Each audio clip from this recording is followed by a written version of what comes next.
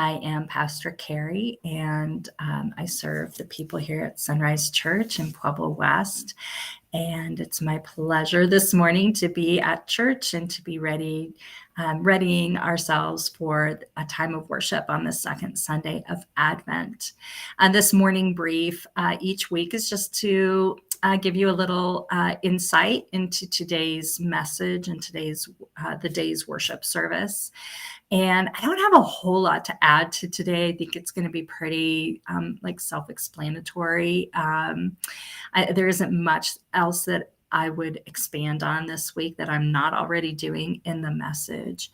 But I would just invite us to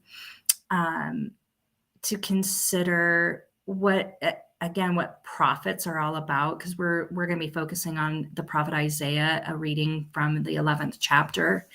And in the prophets, we often think that the gift of prophecy or a prophet is someone who predicts the future. But that is not actually what the gift of prophecy is about.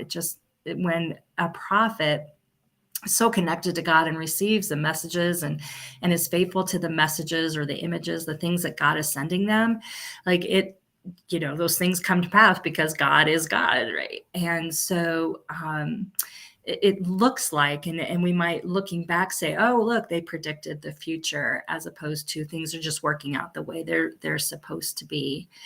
And which I guess in a way is prediction, but not in the sense of like we think of psychics and that type of thing.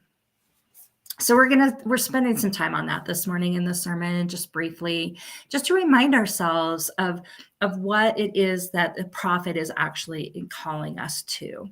Now, this is important in the season of Advent because we are awaiting for the second coming of Christ. And we celebrate that Christ came once in the birth story. That's why we celebrate Christmas, is that Jesus came. But we celebrate Advent, or we observe Advent as this time of anticipation and waiting for when Jesus is going to come again. And what we understand is that what Isaiah said 800 years before Jesus was born, what Isaiah said is like that, in a sense, came true, but not in its fullness. Because when we look at today's passage and we hear, and we think, as we hear the words, we think of Jesus. We think of how Jesus has fulfilled that prophecy, if you will, that image, that message. But then when we really take a look around us, the fulfillment of what Jesus was born to do has not yet come, because we do not live in a world of peace. We do not live in a world in which God's reign is known all over the earth. This is what we are anticipating when Jesus comes again. And so we are in this not yet living space. Jesus has come, but is not yet fully reigning, not fully at rule in our world. And so we just keep holding this tension. And that's why in our service, we have a little more darkness. We need to be able to pay attention to where the darkness is at all around us, in order for that light of Christ to shine more brightly, that we might see more fully what the light is amplifying or illuminating for us. That's why in Advent, we're not singing a lot of Christmas songs yet, because we need to recognize our own need for Jesus to come again and for that light to shine more brightly, and maybe even inspire us to let our light shine metaphorically. So that's, kind of the trajectory that we're on in this season of Advent, what we're doing today.